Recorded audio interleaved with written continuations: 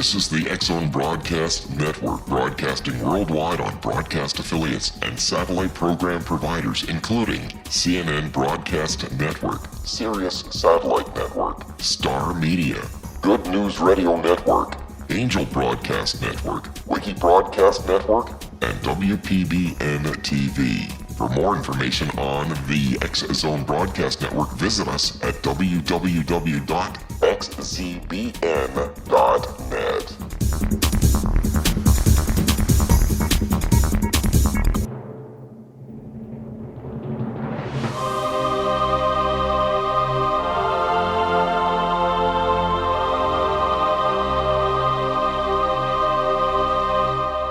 The Science of Magic with Gwilda Wiyaka is largely an opinion talk show. All opinions, comments, or statements of fact expressed by Gwilda Wiyaka's guests are strictly their own and are not to be construed as those of the Science of Magic or endorsed in any manner by Gwilda Wiyaka, Relmar McConnell Media Company, its affiliated networks, stations, or employees.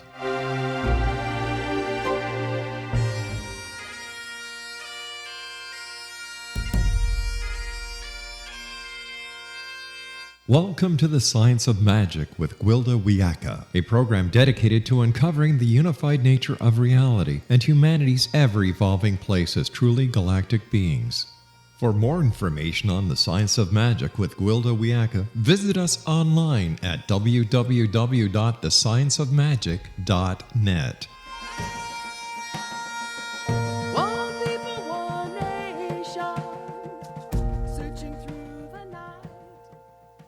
Hello again, and welcome to the Science of Magic, a program combining the science and magic of today's leading topics to co-create new solutions and hopefully promote evolutionary thinking.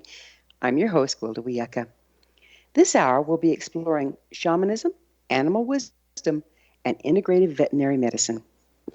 Without exception, in every shamanic tradition, animals are seen as bringers of wisdom, spiritual power, and personal support, as well as holders of unique frequency necessary to the balance of nature.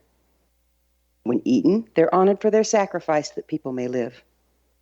In both spirit and physical form, animals are respected and revered.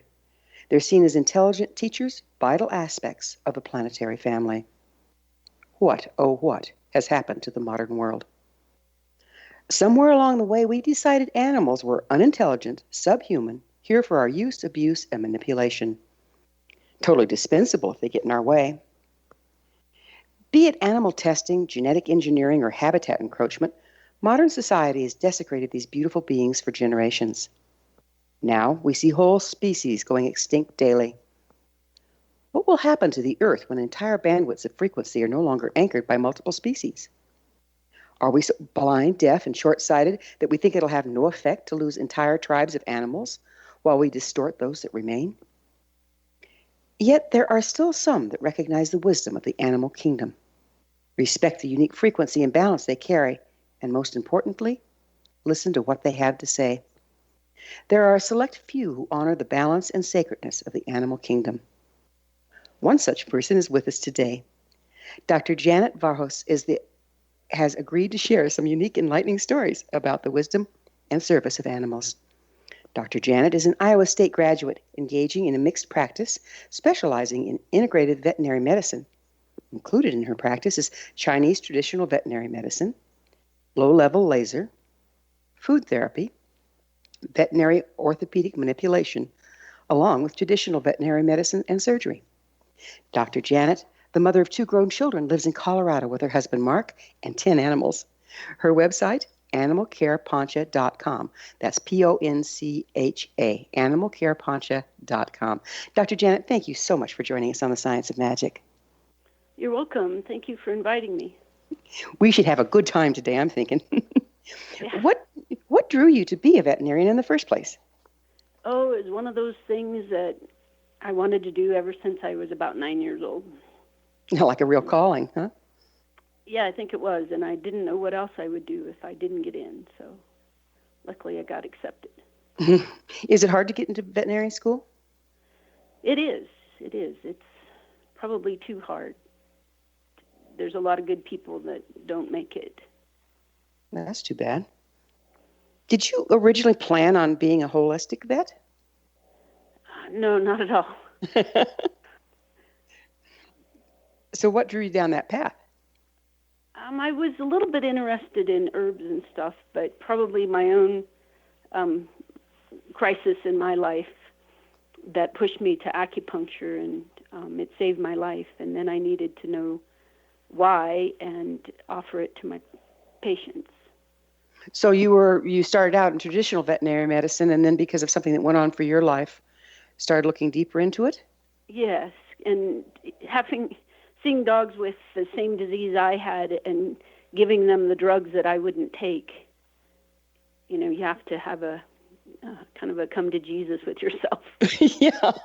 Yeah. Do you mind sharing what the condition was? I had an autoimmune disease, and so I didn't have any platelets. My blood wouldn't clot. And they wanted to do surgery, and my gut just said that was the wrong thing. So would that surgery have been a bone marrow transplant?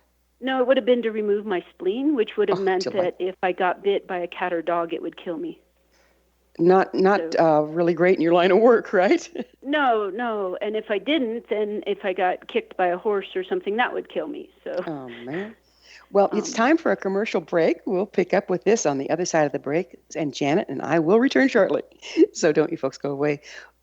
You're listening to The Science of Magic. Our current episodes are internationally broadcast and aired daily through the X-Zone Broadcast Network, xzbn.net.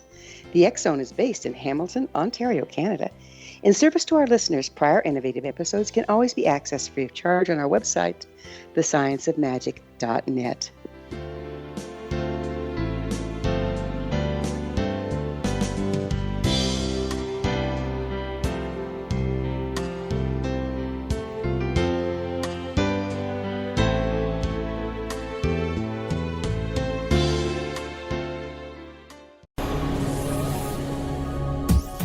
This is the X-Zone Broadcast Network, broadcasting worldwide on broadcast affiliates and satellite program providers, including CNN Broadcast Network, Sirius Satellite Network, Star Media, Good News Radio Network, Angel Broadcast Network, Wiki Broadcast Network, and WPBN TV. For more information on the X-Zone Broadcast Network, visit us at www.xzbn.net.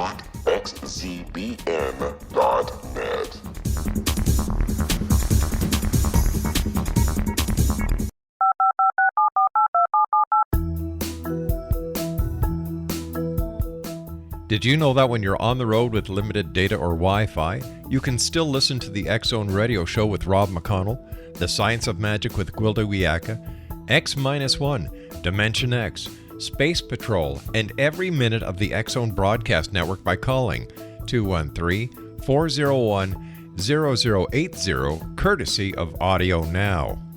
No smartphone, app, or internet needed. It saves your data plan, and it's free if you have unlimited minutes. Call 213-401-0080 to listen on any phone, anytime, anywhere. Remember 213-401-0080 for the best of the paranormal, parapsychology, and sci-fi radio programming anywhere, 24/7, 365.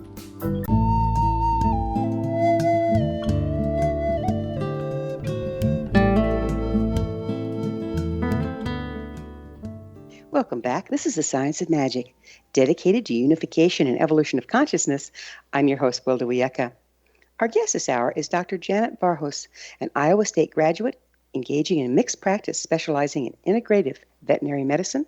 Her website, animalcarepancha.com. So, Janet, because of your personal health crisis that kind of changed your framing for how you wanted to treat your animals, how did you start engaging in a more holistic approach? The first thing I did was I took an acupuncture class, and that sparked my interest. And then I started, it was interesting because things just kept opening up different avenues of treating. I had a horse come in my life that was severely injured, and nothing would heal him. And I'd used the laser years ago, and I had a feeling that would help him. And eventually, after 7 months, I broke down and got the laser, and in 2 weeks, it healed him. Wow. Tell us about the laser. So it's the kind I have, they call a low-level laser, so it works at a 635 nanometer wavelength. That's the wavelength of light that cells function at. So I program it in to blink at different frequencies to resonate with different kinds of cells, like a tuning fork would resonate with notes. So basically, go ahead. Oh, I like it because it helps the cells heal themselves. You kind of like attuning them, right, to their own frequency. Yeah. And wow. Which is a lot how acupuncture works and how herbs work, and but it certainly helped him heal. Why do you think it works so well with the horse? Well, I'd had a medical intuitive look at him, and she thought she saw something toxic in his leg, and the way she described it. And so they did another surgery looking for a foreign body, and they didn't find it. So then when I took the laser class, I asked them, how do I heal this? And the instructor almost described word for word a black hole of energy that was holding the wound from healing. And it was almost the same words that the medical intuitive had seen. So like you were looking at a polarity reversal or a miasm within the tissues.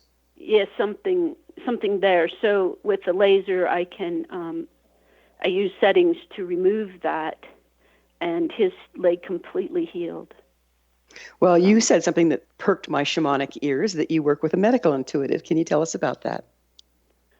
Yeah, I've worked with that. She can see what I'm doing when I'm lasering and stuff, so that kind of gave my Western brain a more validation of what the laser's actually doing. And I think a lot of the laser somewhat has to do with intention, as well as the frequencies. That's pretty fascinating. So you feel it's an interaction between you and the laser as well as the patient. Yeah, I think you have to be focused on that to bring your own energy into it. I know that's absolutely the old forms of acupuncture taught that was a great part of it, that the practitioner was part of the tool. And it's fun to see that modern day equipment is coming on that you can still work with that way. Yes, I think the acupuncturist had a lot of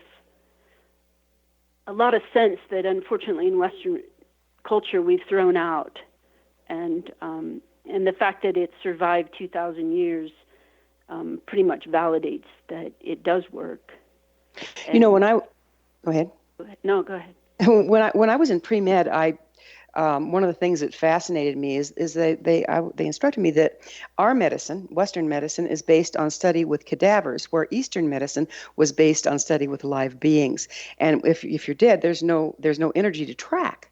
So it's not surprising that we don't recognize the energetic aspect of medicine. Do you think? Yeah, that could be it. And Western medicine's focused on the symptoms, and Chinese medicine is focused on the imbalance, I should say. That makes sense. And they were very intuitive because they didn't do surgery or open up cadavers to see where these acupuncture points were, and yet they often coincide where the innervation is to those organs. So fascinating. How similar are dogs and humans? They're very similar. They have all the same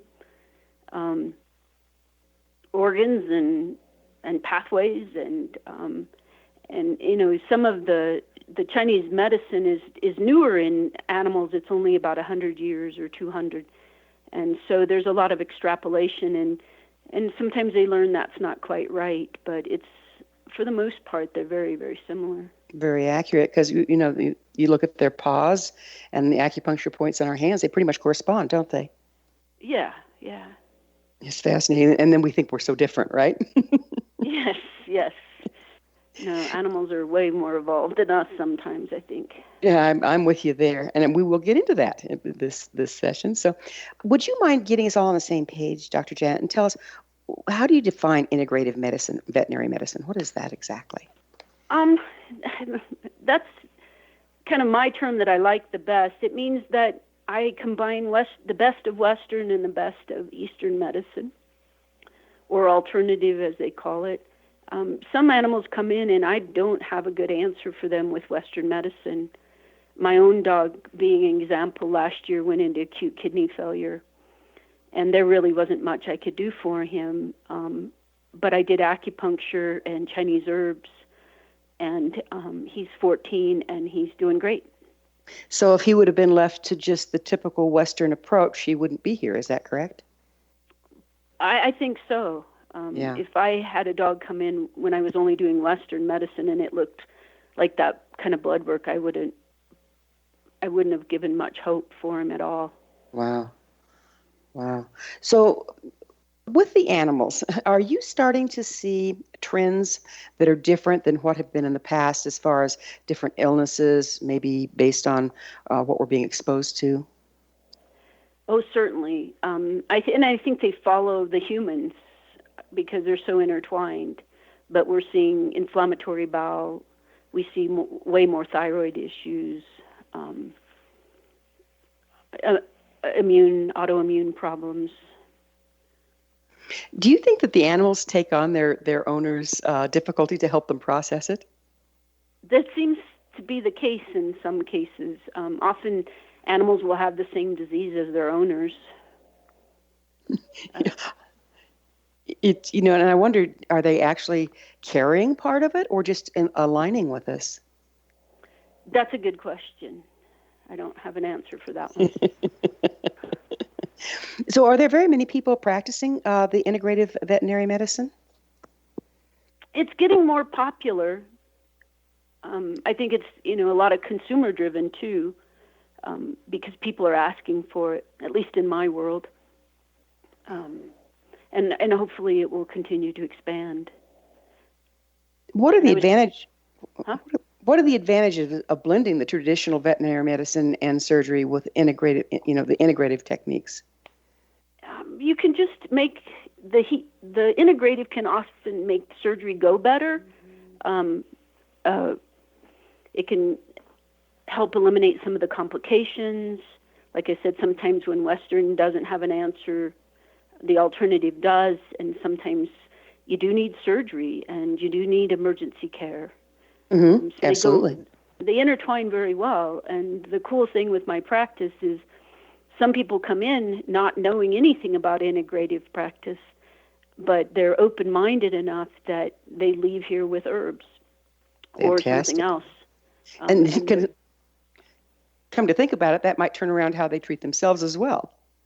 I keep business cards for the local acupuncturists and craniosacral, because often once they see how well their pet does, they are interested for themselves. What I find fascinating about what we call the alternatives, but some of them are older than our stuff, right? Medicine, is that they are frequency-based. And I had a student that was a veterinarian, and he would have me come in when he was doing complex, long surgeries, and I would recalibrate the medication that he would be putting the animal under with to the animal's frequency. And he said he had a huge increase in the animals doing better under anesthesia, coming out of it better, and that sort of thing. Have you worked with that at all? No, I haven't. That sounds quite interesting. Yeah, it's really interesting. And I'm wondering if the laser could do something like that.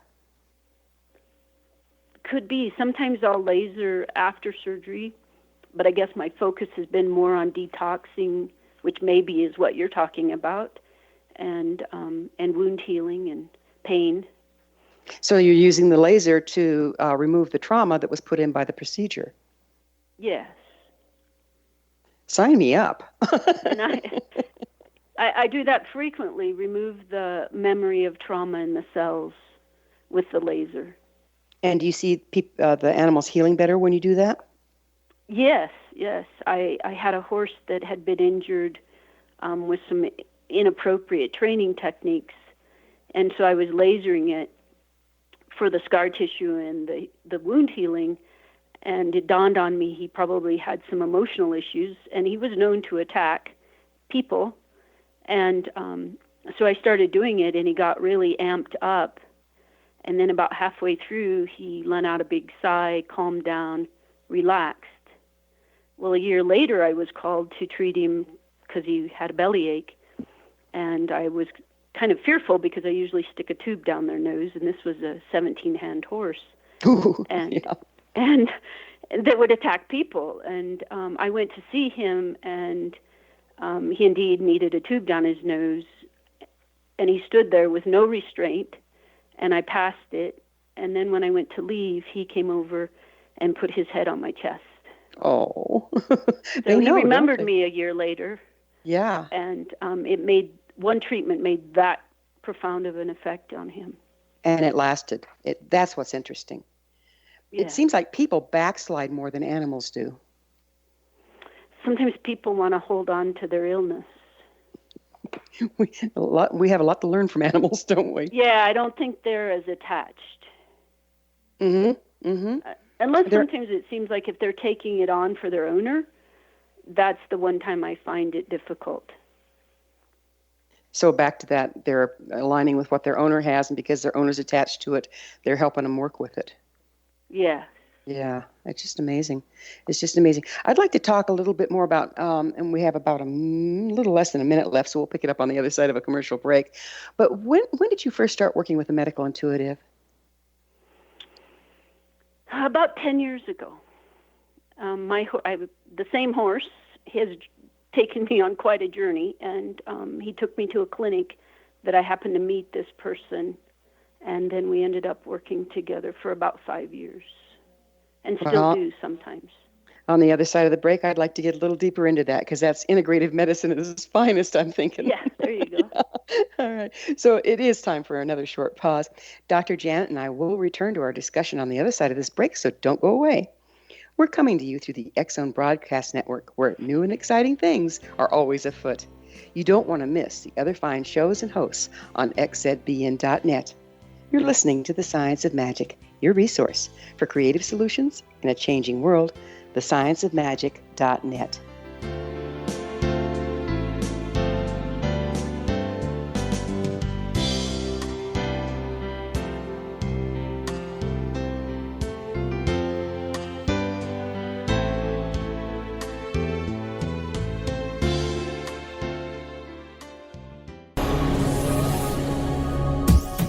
This is the X-Zone Broadcast Network, broadcasting worldwide on broadcast affiliates and satellite program providers, including CNN Broadcast Network, Sirius Satellite Network, Star Media, Good News Radio Network, Angel Broadcast Network, Wiki Broadcast Network, and WPBN TV. For more information on the X-Zone Broadcast Network, visit us at www.xzbn.net.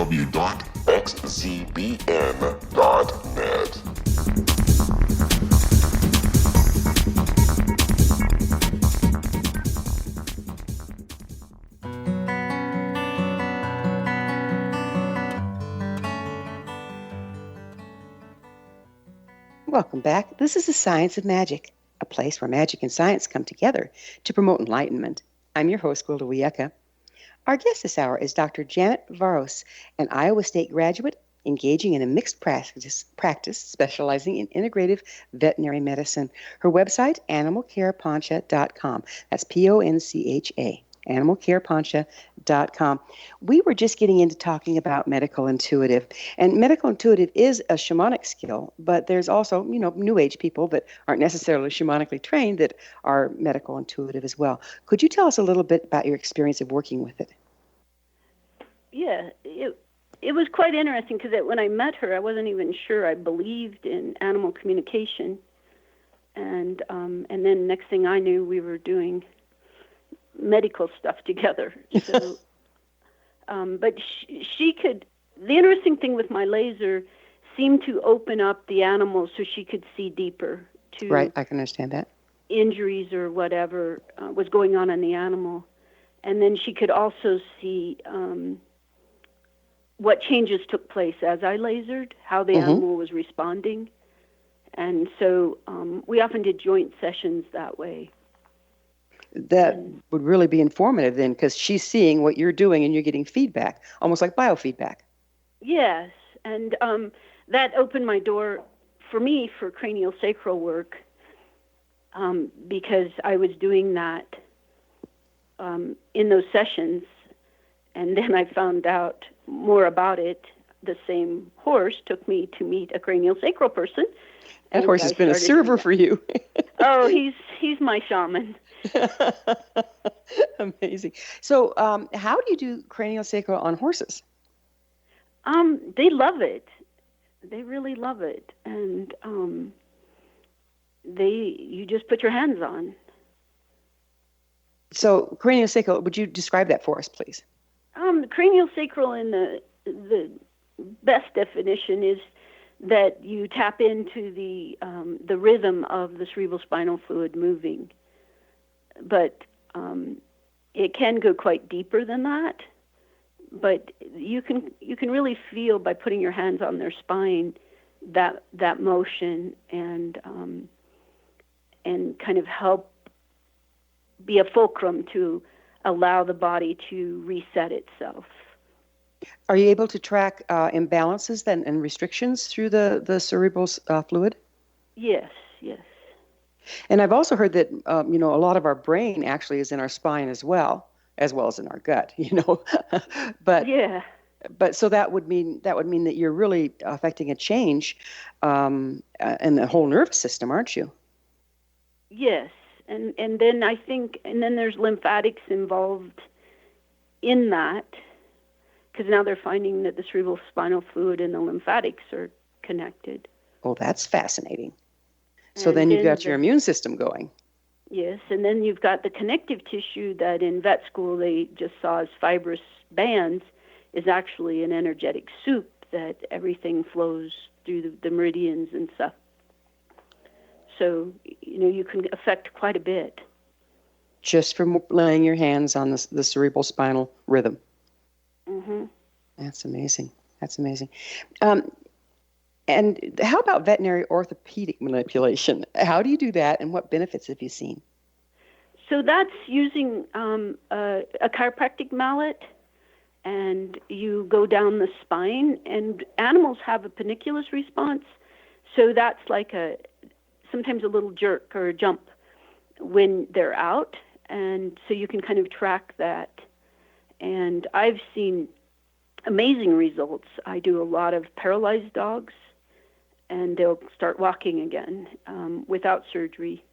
Wow. Now, do you use a regular chiropractic activator? Yes. And what's the principle behind that tool? That helps release the soft tissue, the fascia, and kind of keep the alignment from going out of adjustment faster. So the bones go where the muscles pull them, basically. Yes. So if you just treat the spine but not the soft tissue, you're probably not going to have near the effect. How long have you been doing the alternative now? Probably about 15 years. And how much improved would you say your effectiveness as a practitioner is as a result? Oh, it's hugely better, because now I see things that I didn't used to see. When I palpate, I find different things. I pick up pain a lot easier, because animals often are prey animals, or they are the prey, and so they don't want to show their problems.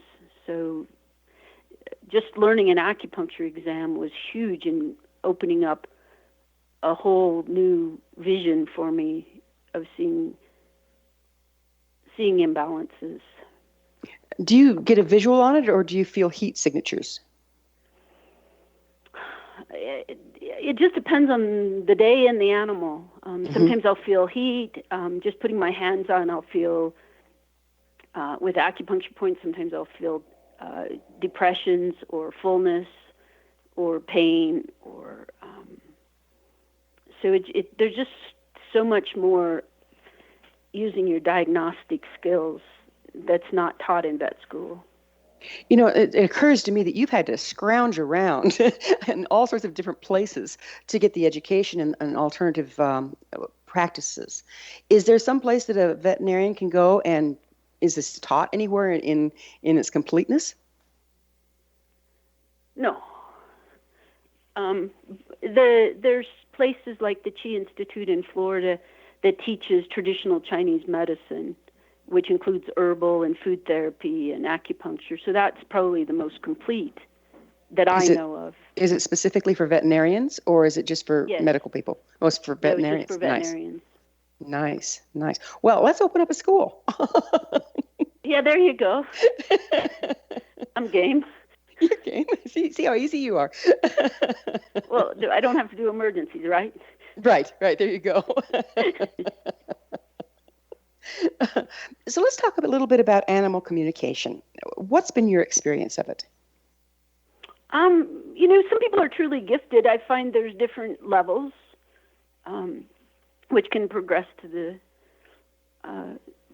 the medical intuitive part of it. But I find a lot of my clients they just know things about their animals that they may not realize it's animal communication, but it is.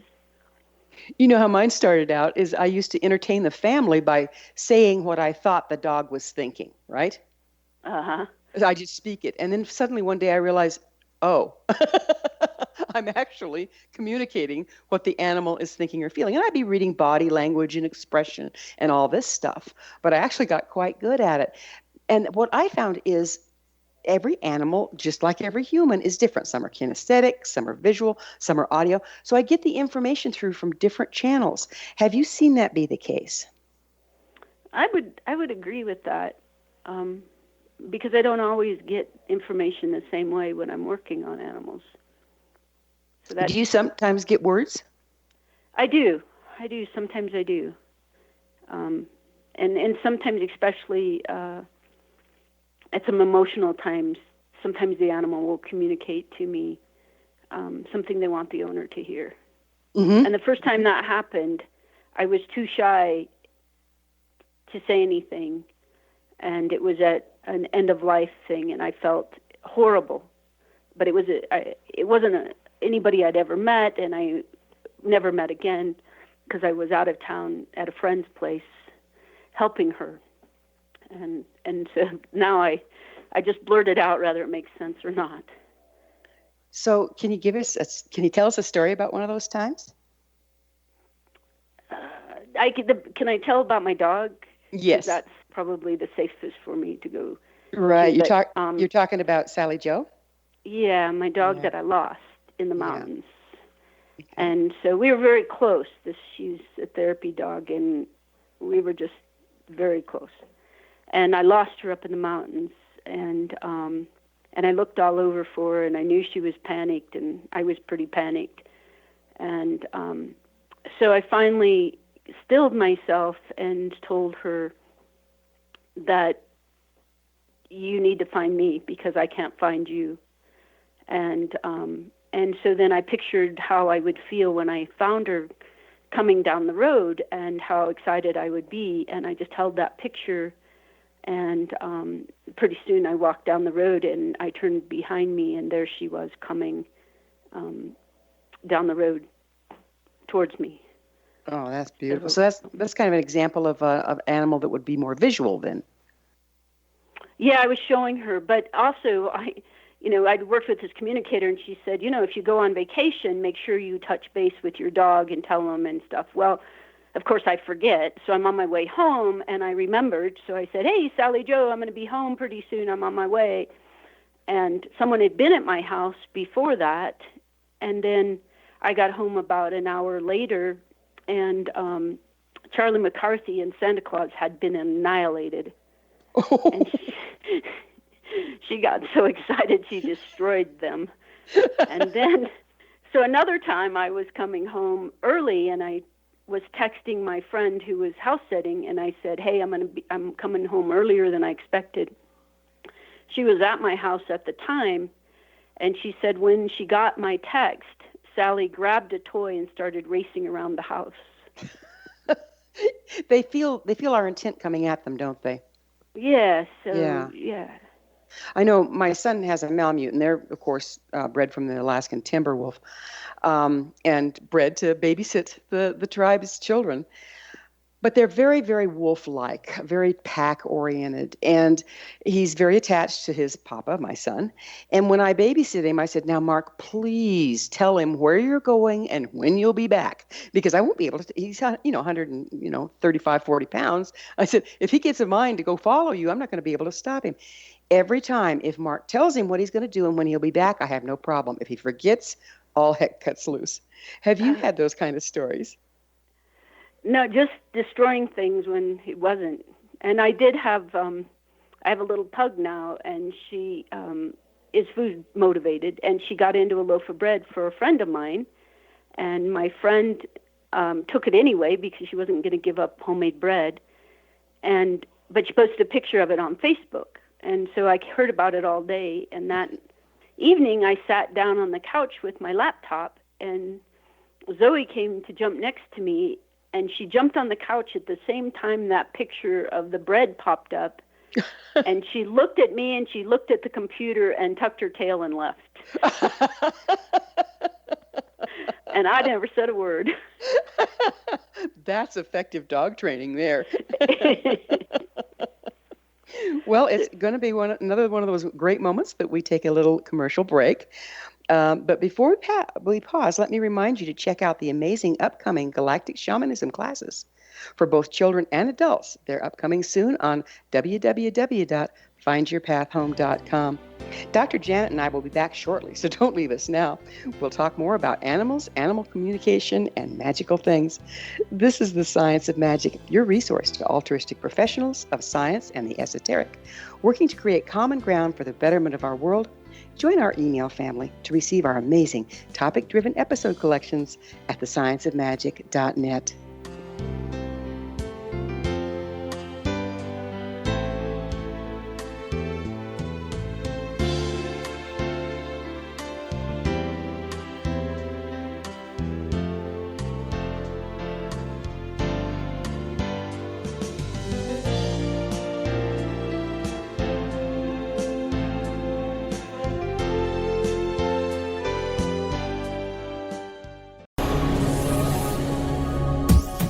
This is the X-Zone Broadcast Network, broadcasting worldwide on broadcast affiliates and satellite program providers, including CNN Broadcast Network, Sirius Satellite Network, Star Media, Good News Radio Network, Angel Broadcast Network, Wiki Broadcast Network, and WPBN TV. For more information on the X-Zone Broadcast Network, visit us at www.xzbn.net.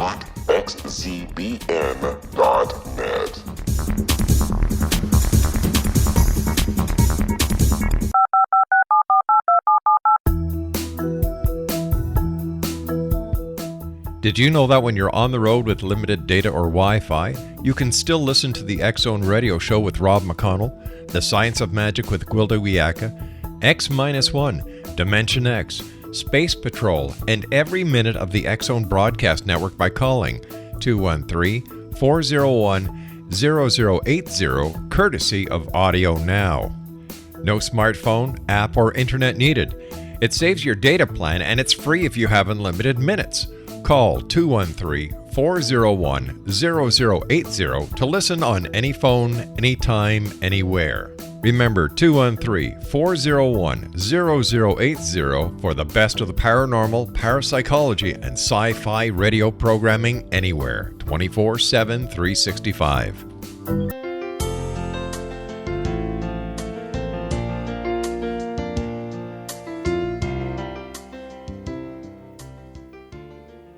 Welcome back. This is the Science of Magic, bringing together gifted people of service to the world. I'm your host, Gwilda Wiyaka. What's up in your world? I always love to hear from my listeners. Email me at info@thescienceofmagic.net and suggest a topic that's on your mind. You're probably not the only one that would enjoy hearing about it. Our special guest this hour is Dr. Janet Varhus, an Iowa State graduate engaging in a mixed practice specializing in integrative veterinary medicine. Her website, animalcarepancha.com, Poncha, animalcarepancha.com. Janet, we were getting into the magic of this. I mean, aren't animals just absolutely magic? How do we miss this? Yeah, totally. Yeah. You know, another thing that I find fascinating is interspecies relationships. So I remember one time I saw a film where these two hounds were running next to their owners who were riding mules, right? They're just going along on a family jog. All of a sudden, a cougar came running up to grab one of the hounds. And one of the mules grabbed it by the tail, spun it around, slammed it to the ground, and then stomped it to death to protect his hound. Have you heard those kind of stories? Are they that common? I think they are. Yes. I know my dogs and horses interact a lot. And the last dog I brought home, the horses looked at him like, "Oh, you're back." Like they knew him. There wasn't, because my horse will attack dogs unless he knows them. And he just accepted that dog from the minute he walked home. And was it like a past life connection? I don't know. Could be. The way the whole family accepted him, he probably has been there before. Had you been thinking about bringing the dog home for a while, like maybe you picked it up from your field? I had. This horse, or this dog, I manifested, because I'd been thinking for about 5 years of what my next dog was going to be, but I wasn't ready for it because I had Sally Joe, and even after she passed, I wasn't ready for it. But he came into my life, and I was out hiking with him when I realized that that's who he was. And I had been saying for years that I was going to get me a Tucker dog after a friend's dog whose name was Tucker that I really admired. And not only did this dog come with the name Tucker, he met all the requirements. And since I'm a pug lover, he came with a curly tail. Oh. And I used to have a black pug, and I say if he ever came back, this is the body he would pick. Because he was crippled most of his life, could not run and play, and this dog does nothing but run and play. And him and my horse, they race in the mountains. I hike with my horse at Liberty, and they get to racing across the meadows and definitely are communicating. That's amazing. Again, like pack or herd. How they generalize like that is just amazing to me. You have some lovely stories about your little service dog in your clinic and how she's a little healer. Would you mind sharing those? She was a therapy dog, and she would know if an animal was seriously ill. She would stay with it, often lay next to it through a treatment. And she was never wrong, because sometimes I would think that I was going to be the hero and save this animal, and yet she wouldn't leave its side, and oftentimes it was terminal. And other times I thought it was serious, and she was off somewhere else, sleeping, not even concerned a bit, and it would survive. How many years did you work together? I had her 11 years. And when did you first start noticing her therapy skills? When she was 5 months old was when I had the ITP, and I got out of the hospital, and if I was in bed, she was in bed with me. And if any of you have ever had a 5-month-old boxer, she should have been destroying my house, left to herself that much. And she was not. And so I said, I'm going to make her a therapy dog as soon as she's old enough. And she also, helped the human component. If a client was in here with a health issue or a family crisis, she always picked up on it, and she would not leave them. And she went to the school, and the kids would read to her, and she managed to pick out all the Title I kids, the kids that needed extra help with reading. She would pick them out. Were the teachers able to see that was going on? She would love on them and sit on them and lick them and just bother them the entire time. I almost died of pneumonia when I was in my 30s, and I was in bed for 3 months, and I had a cat that laid on my chest purring loudly the entire 3 months. She only left me alone long enough to eat or drink or use the cat box. But before that time, she never purred at all. And after I healed, she never purred at all. Have you seen animals actually energetically working with people? I would guess that she did. And I have a little pug that I was doing a guided meditation session, and she started out laying between my legs. And I noticed as we worked, she kept moving, and she went to every one of my chakras. And by the time we finished, she was draped over the top of my head. Oh, man. Do they just come with this, or are some of them more gifted than others? Probably like people, some are more gifted. I think some are, when they're listened to, they're empowered. And they, just like us, if once I didn't know half of what I was doing till I worked with a medical intuitive, and she could help me see what I was doing. So in other words, you're giving the animal feedback for what they're doing. Yes, I think I am. And my little pug, I've seen her go up to, there's one old dog she treats. He comes in here and he's got bad elbows and a bad knee. She stops at the elbows, decides they're not worth it, and goes back to the knee. And she spends the entire session licking that one knee. Wow. Wow. And does it change? Like she just has a sense of what's needed at any given time? She'll work on different animals in different ways. Just amazing. What do you think is people's greatest misunderstanding about animals? I mean, we clearly don't have a clue, right? Yeah. I think that it's so funny when the reports come out that animals are sentient beings, that they can think, they can love. And I think anybody that's loved an animal and has had the animal love them back, that's no new information. No, it's not. But for society to start to recognize that is huge.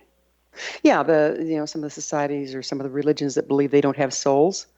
No. They've never had a pet.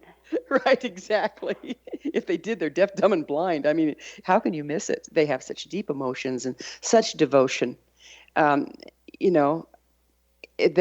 it's almost impossible to miss the light in their eyes and the beautiful love in their hearts. And yet, what's happening to them right now is heartbreaking. How do you think we can turn it around? I think each affect our own little corner. Yeah. Yeah. So if you were to give animals a voice at this particular time in history, what do you think they'd be trying to tell us? We need to start taking care of things. That's pretty much the same thing I've been getting. Yeah.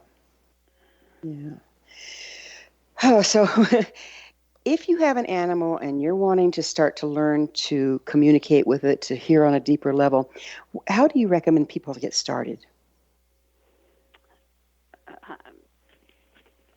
I worked with an animal communicator. Some of them have classes. The biggest thing is just open your heart. A horse showed me that one skill one time, and that's been a huge thing for me to get more information, is to listen with my heart instead of my brain. And we've lost that, haven't we? Yes, especially our academics totally push us towards doing everything from the brain. And that's not where we communicate, Yeah. There's an electromagnetic field generated around the human's body by the heart as it spins the blood in a spiral configuration, and then the red blood cells with the iron. It creates this electromagnetic field. We all know about it. It's measurable. Animals have the same one. And if we're centered in our heart, where those electromagnetic fields cross, we have a direct line of communication. Isn't that why it's most important to come from the heart? Yes. Yeah, amazing. So they have a lot to teach us about being in the heart, don't they? They have a lot to teach us about a lot of things. And my horse is trying hard. How old is he now? He's 17. Wow. Still kicking strong, huh? Oh, yeah. Yeah. Do you still ride him? No. have had trouble keeping his back well. And there comes a point when you have a partner that getting on their back doesn't seem appropriate. Exactly. Yeah. Does he go on walks with you and stuff, though, still? Yes, when my schedule permits. And well, he has a bad habit of when we get close to the trailer not to let me catch him. Because he thinks I need to stay out longer. Well, time flies. Unfortunately, we're out of it. Dr. Janet, thanks so much for taking time to be with us and share your amazing stories about our animal friends. Our guest this hour has been Dr. Janet Varhus, an Iowa State graduate engaging in a mixed practice, specializing in integrative veterinary medicine. Her website, animalcareponcha.com. This has been The Science of Magic. Until next time, dear ones, may you be blessed with knowledge and comforted with the love of your animals.